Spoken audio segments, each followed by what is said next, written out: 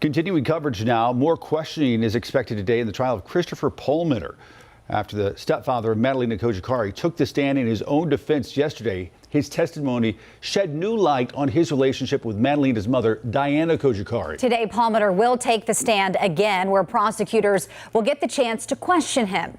WCNC Charlotte's Richard Devane live this morning with more details on Palmiter's testimony and what we can expect in court today. Good morning, Richard.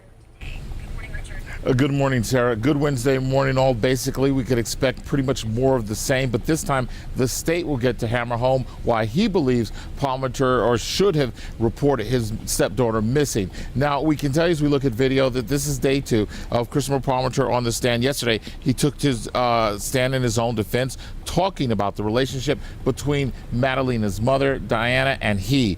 Basically, Palmiter said that during the testimony, he told jurors about meeting Madalina's mother, Diana, on an internet dating site back in 2008.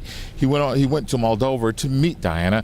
Palmiter testified that he and Diana lost contact and that she met another man, and that man and her had Madalina.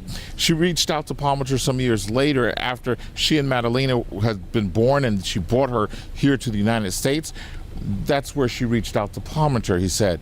The two were married back in 2016, but they were never physically intimate. He says on trial, Palmiter says that Diana was always fighting demons, in her words, and that's what he said in his words, and she would do rituals and chant really loud, so loud in fact it would wake him up at night. Lawyers also asked Palmiter about his relationship with Madalina, which led to an emotional response. He would always ask me to play with her.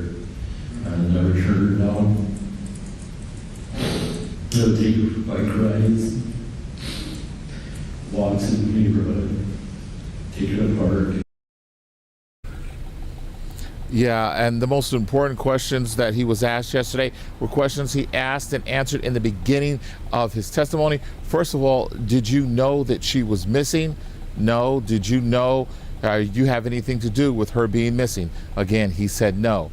Of course, he'll be back on the witness stand today, and we'll bring you details of what happens both here and online.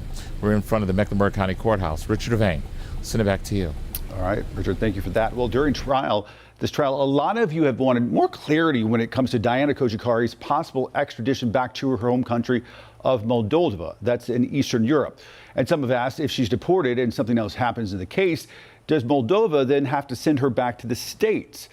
The Republic of Moldova is not on the list of countries that have an extradition treaty with the United States. Just don't know if Moldova would care and who gets involved on the state or federal level to make that happen.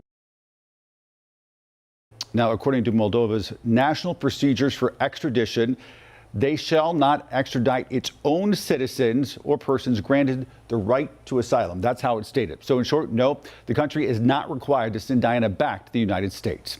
Our team will continue to cover Palmiter's trial as it continues, and you can catch up on our coverage right now on WCNC.com and inside the WCNC Charlotte mobile app, or scan the QR code on your screen. You'll get a full timeline from Madalina's disappearance up to today's testimony.